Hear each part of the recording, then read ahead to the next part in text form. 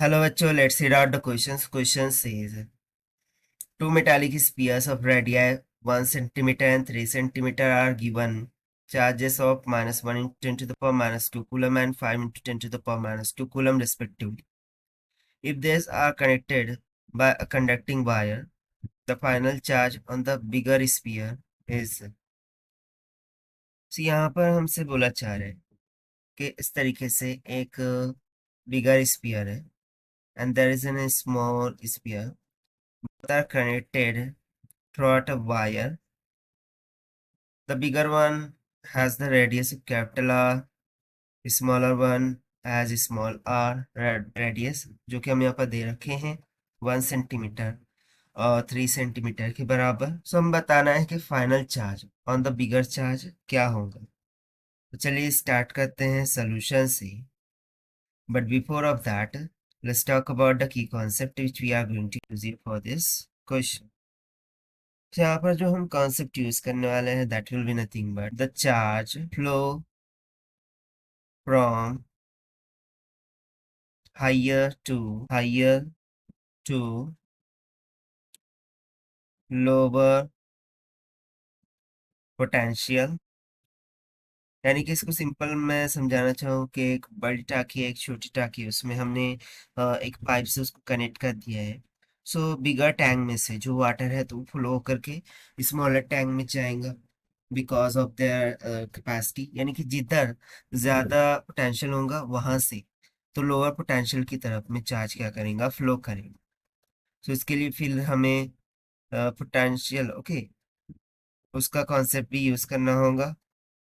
So potential due to charge at a distance of r can be given as q divided by 4 pi epsilon naught times of the distance r, जहाँ पर epsilon naught permittivity को indicate करता है। So according to the question, हम यहाँ पे मान लेते हैं कि जो बिगर वाला चार्ज है उस पर चार्ज कुछ q1 होगा इनिशियली एंड स्मॉलर चार्ज पर q2 चार्ज होगा initially, but after connecting it to the conducting wire जो चार्ज है वो हाइयर से तो लोअर की तरफ फ्लो हो जाएगा। और तो मान लेते हैं कि इक्विलिब्रियम जो चार्ज है वो क्यू के बराबर है। सो फाइनल केस में जो बिगर चार्ज है बिगर स्पीयर है उस पर चार्ज Q1 माइनस क्यू हो जाएगा एंड स्मॉलर स्पीयर पर चार्ज Q2 प्लस क्यू के बराबर हो जाएगा। और इक्विलिब्रियम कंडीशन में इन दोनों के जो पोटेंशियल्स है वो भी सेम होंगे। So we would say that at equilibrium conditions the potential would be same for both spheres. So we can just write down that v1 को फिर हम कैसे लिखेंगे, देखिए q divided by 4 pi epsilon. So final case में charge on bigger sphere क्या है q1 minus q dividend में 4 pi epsilon naught times of distance. So distance क्या है उसका radius capital R, this will be equals to q2 plus q divided by 4 pi epsilon naught times of smaller. ये smaller sphere के लिए हो जाएंगे। दोनों जानिब से 4 pi epsilon not cancel out, will remains only q1 minus q divided by capital of R is equals to q2 plus q divided by small r. So if we substitute the values, we'll get q1 minus q divided by capital of R, ये 3 centimetre की equal है, this is equals to q2 plus q divided by small r is about 1 centimeter.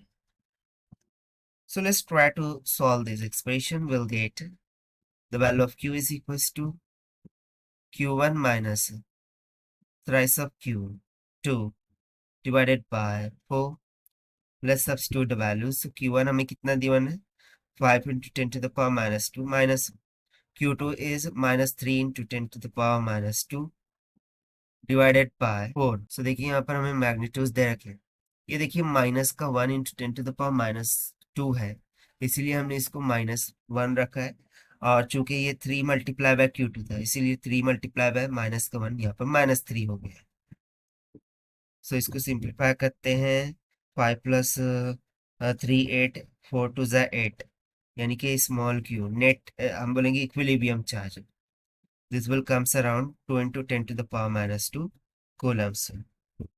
So therefore, the final charge on bigger sphere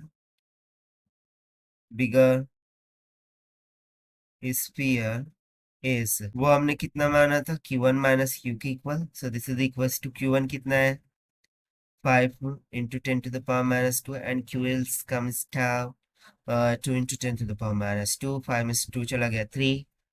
so bigger charge पर sorry बिगर spear पर कितना charge remain रहेगा 3 into 10 to the power minus 2 coulombs. और यही हो जाएगा हमारा required answer for this question. So according to given option B is correct. So this is the required solution. I hope you understand. Well, best of luck. Thank you.